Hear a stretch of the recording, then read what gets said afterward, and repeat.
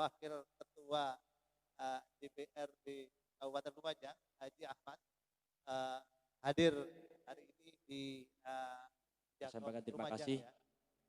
Dan pada kesempatan yang baik ini, kalau kita ngupas Bapak Presiden kita yang pertama, yaitu Bapak Insinyur Soekarno sebagai pemersatu bangsa, ini sebenarnya tidak bisa diragukan lagi. Nahdlatul Ulama, monggo Pak Yai, bagaimana menghadapi tantangan kekinian bagi Nahdlatul Ulama dari sudut pandang apa radikalisme, apa liberalisme itu sendiri. Contoh gini ya, misalkan di dalam kalau Nahdlatul Ulama misalkan memahami turunnya Lailatul Qadar, hanya contoh saja ya. Ini akan ada dua pendapat bahwa Lailatul Qadar itu zaman dulu. Nama NU memahami apa? Kalau memang dari segi terjemah sulit, dari segi bahasa. Jadi inna anzalna mudhari berarti terulang-ulang turunnya. Sama dengan itulah satu contoh. Atau misalkan dalam konsep khilafah, itu sebetulnya dalam terminologi itu salah paham. Bahwa Islam tidak pernah mengajarkan bagaimana bentuk negara, itu tidak pernah. Wasafirkum fil amri. Maka segala sesuatu harus dimusyawarahkan. Apakah itu kerajaan atau parlementer atau republik dan lain-lain. Islam tidak pernah mengarahkan seperti itu. Misalkan khilafah itu kan terjemahan dari khalifah. Khalifah itu artinya adalah pengganti.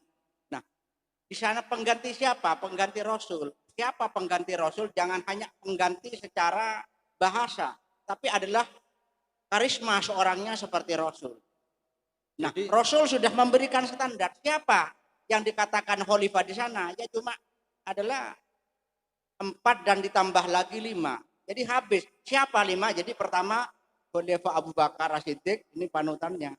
Khalifah Umar, Sayyidina Utsman, Sayyidina Ali, dan yang terakhir Umar bin Abdul Aziz.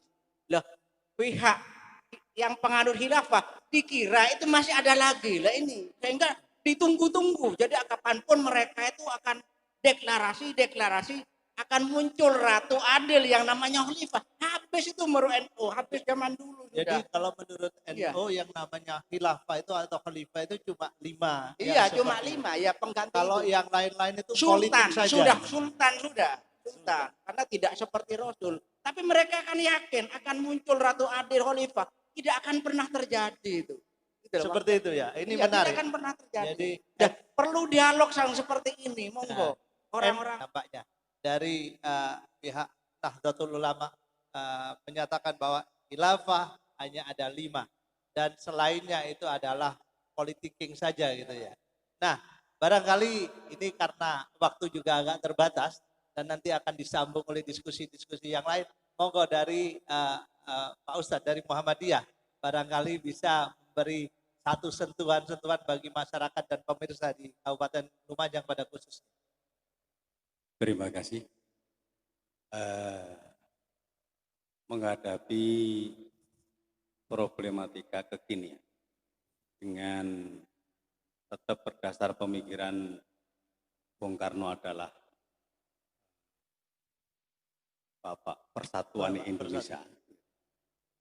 Sebenarnya apa yang didirikan oleh Bung Karno dengan partainya Nasional Indonesia yang memang mempunyai bidang garap, yaitu kaum Marhen. Filosofi ini sama dengan filosofinya Kiai Haji Ahmad Dahlan dengan Al-Ma'unnya. Jadi sama-sama yang digarap adalah umat kaum du'afa. Kaum du'afa itu kaum lemah, kaum miskin. Marhen. Itu kesamaannya.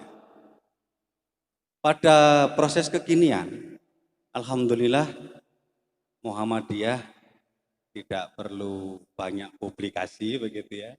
Melalui Lazismu, Lembaga Amil Zakat, Infak Sodakoh Muhammadiyah, dengan menghadapi situasi COVID-19, ini alhamdulillah berada di bisa menjadikan satu sedikit keteladanan lah bagi umat yang lain bahwa kita sudah banyak urun rembuk. Bahkan di media itu saya taunya malah dari media.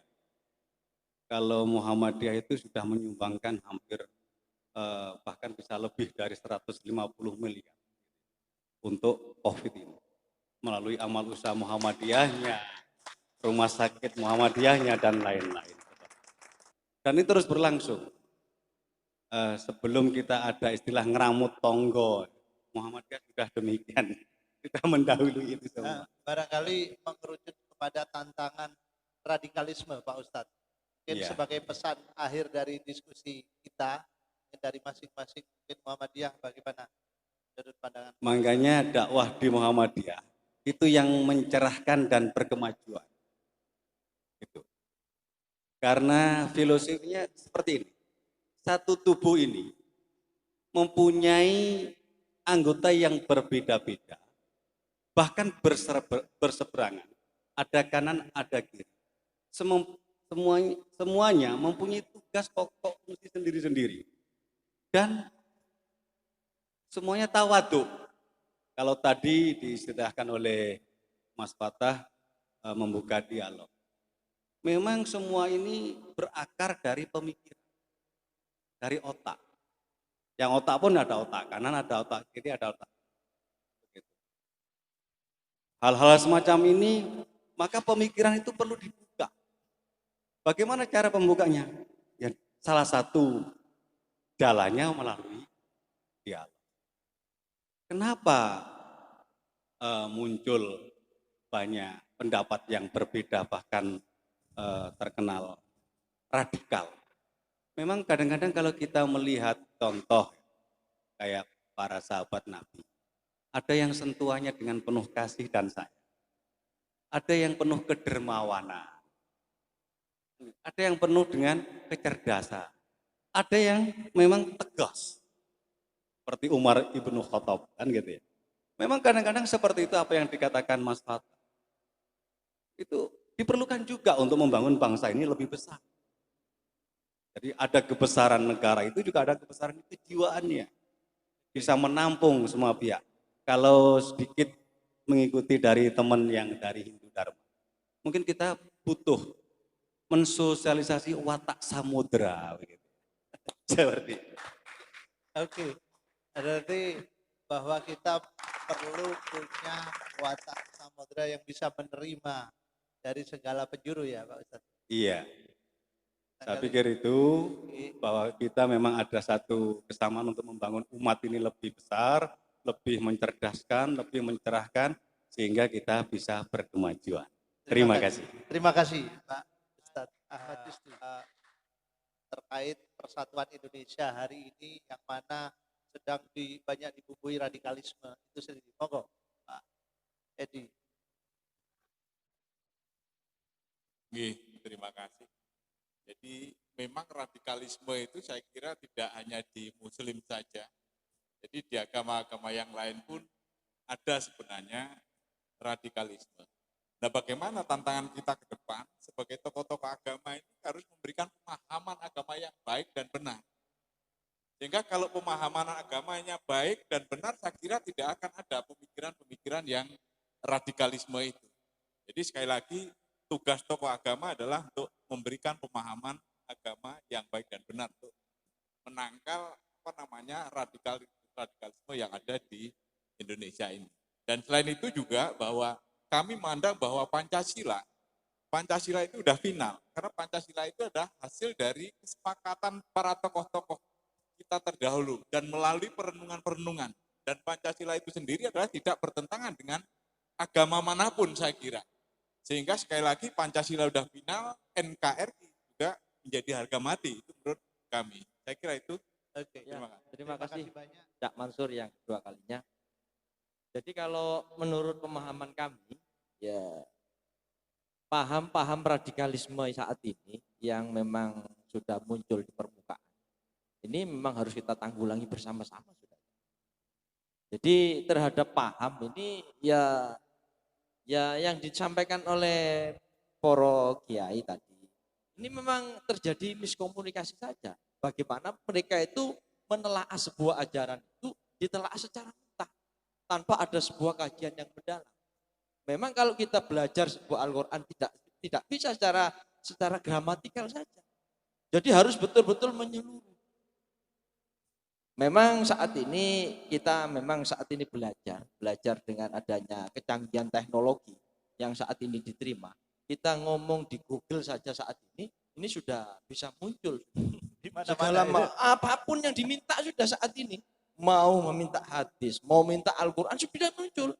Tapi pemahaman yang ada di HP saat ini tidak bisa kita langsung telan apa yang diterima dari saat ini.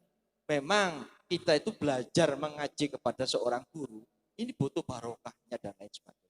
Kalau untuk di Lumajang sendiri, paham-paham radikal itu menurut panjenengan ada enggak? Ya ada sudah. Sudah mulai masuk? Iya, gitu? sudah mulai ada sudah. Jadi ini saya sepakat dengan beliaunya, mari kita tanggung bersama sudah. Kami dengan yang ada di legislatif, bagaimana peran kita. Yang ada di poro kiai, bagaimana peran beliau-beliaunya. Ini semua stakeholder harus kita libatkan. Saya sepakat sudah saat ini. Pancasila ini adalah memang betul-betul yang bisa menaungi kita untuk bisa mempersatukan dari semua aspek. Jadi saat ini terus terang kalau kita runtut satu persatu pasal yang ada di Pancasila, mulai dari sila 1 sampai sila kelima, ini sudahnya mencakup kehidupan kita yang ada di dunia ini. Mulai dari bagaimana kita berketuhanan, bagaimana kita hubungan dengan manusia, bagaimana hubungan dengan negara, bagaimana aplikasi terhadap peraturan-peraturan yang dibentuk oleh negara untuk masyarakat. Ini sudah terpadai semua di dalam Pancasila ini. Dan pesan untuk generasi muda Lumajang khususnya bagaimana? Ya. Jadi saat ini pesan, ya monggo kita yang pertama, karena belajar ini tidak hanya di meja kita melakukan pembelajaran, semua kita bisa belajar dimanapun. Mulai dari pondok pesantren, ya mulai dari bangku sekolah, mulai dari kita mungkin ada pendidikan-pendidikan di luar sekolah. Ini yang menjadi tanggung jawab kita semua.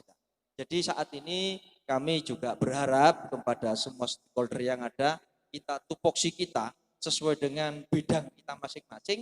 Mari kita berikan wawasan, kita berikan pengetahuan kepada anak-anak kita bagaimana untuk menangkal paham-paham yang memang betul-betul dilaknat ataupun dilarang oleh negara kesatuan Bang, Republik. lihat di Lumajang ada enggak paham-paham seperti itu yang masih bisa dilihat atau masih perlu diwaspadai? Mungkin memberikan pandangan kepada para pemirsa atau para penonton kita. Mungkin begitu, Bapak.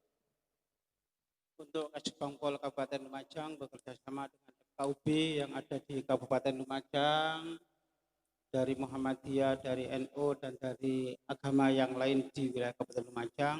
Syukur alhamdulillah untuk wilayah Kabupaten Lumajang, radikalisme insya Allah sekarang ini sudah tidak ada. Untuk Kabupaten Lumajang. Untuk wilayah Kabupaten Lumajang, organisasi sudah terdaftar yang ada di wilayah Kabupaten Lumajang. Memang ada warga Kabupaten Lumajang mengikuti baru-baru ini, dan tetapi geraknya bukan di Lumajang, di Mojokerto dan di Malang. Dan sekarang sudah ditangani yang berwajib. Oleh karena itu, radikalisme yang ada di wilayah Kabupaten Lumajang sementara ini sudah insya Allah kecil sekali untuk bergerak di wilayah Kabupaten Lumajang. Saya kira itu dari Kasbangpol. Kurang lebihnya kami mohon maaf. Kelukalan. Assalamualaikum warahmatullahi wabarakatuh. Saya Anda melihat tantangan pada. Ya, terima kasih. Jadi saya melihatnya begini, Pak Mansur dan kawan-kawan. Pak Karno itu adalah peletak fondasi nasionalisme, kebangsaan, persatuan Indonesia. Itu Pak Karno. Karena itu jargonnya adalah nation and character building. Jadi segala cara yang dilakukan oleh Pak Karno waktu itu adalah dalam rangka bagaimana bangsa ini tidak terjadi disintegrasi seperti yang tadi saya sampaikan. Hanya saja pada era Pak Karno itu beliau melakukan dengan cara-cara yang demokratis. Partai-partai bisa tumbuh, pemilu 55 adalah diakui sebagai pemilu paling demokratis dalam sejarah bangsa Indonesia. Pak Harto juga pada era rezim Orde Baru, yang dilakukan rezim Orde Baru adalah juga dalam rangka menguatkan persatuan, tetapi pendekatannya berbeda. Pendekatan yang dilakukan oleh rezim Orde Baru adalah pendekatan militeristik, pendekatan monolitik, segala dengan represif, itu adalah pendekatan Orde Baru. Karena itu pada zaman itu memang ada 3 partai, ya, ada 3 partai, dari sekian partai difusikan menjadi 3 partai, tetapi faktanya adalah 1 partai. Kita ngomong terus terang aja waktu itu. Legalitas formalnya 3 partai, tetapi yang terjadi adalah pemilu yang waktu adalah pemilu-pemilu semu. Dari waktu adalah pemilu-pemilu semu. Dan ya hanya semacam bunga-bunga demokrasi saja waktu itu. Tapi yang terjadi adalah monolitik pada rezim Orde Baru. Semua yang berbeda dengan kekuasaan itu ditumpas. Bahkan Orde Baru begitu kuatnya sampai pada tingkat desa. Pada era reformasi, nah ini pendekatannya beda lagi. Era reformasi ini adalah era yang begitu kuat teknologi informasi dan komunikasi. Pada era gadget atau pada era medsos ini tentu pendekatannya berbeda. Sekarang ini yang utama adalah tarung gagasan. Tarung gagasan, tarung ide, karena itu tadi seperti yang sampaikan kelompok-kelompok khilafiyah sekarang juga begitu, mereka selalu membombardir dengan ide, karena itu cara menumpasnya juga harus dengan ide, dengan gagasan. Tidak lagi dengan cara-cara konservatif.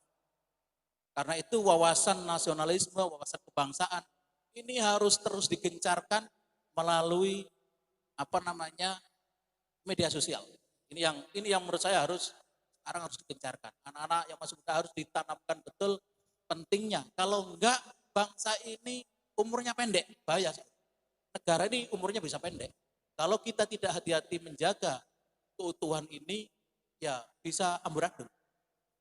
Kita sudah lihat banyak negara di Timur Tengah, beberapa negara lain, Soviet yang dulu begitu raksasa, begitu kuat, kemudian hancur. Nah, kita harus belajar dari negara-negara lain, dan kita harus perkokoh betul, pegang betul yang namanya nasionalis. Saya kira itu. Terima kasih.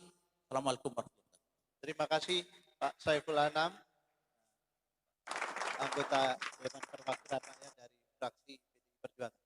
Dan mungkin ini agak closing, Cak Fata, biar agak menggebu-gebu, karena nanti membuat pemirsa kita penasaran. Mungkin seperti itu, Cak Fata. Bagaimana melihat tantangan ke depan terhadap paham-paham yang mungkin akan mengganggu persatuan itu, seperti khilafah dan sebagainya.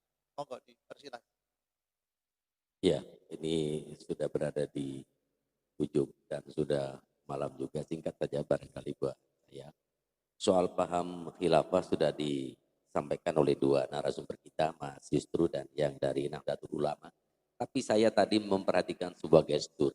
Ketika Muhammadiyah mengaku sudah menyumbang untuk penyelesaian COVID ini sekitar 150 miliar. Yang tepuk paling kenceng itu NU.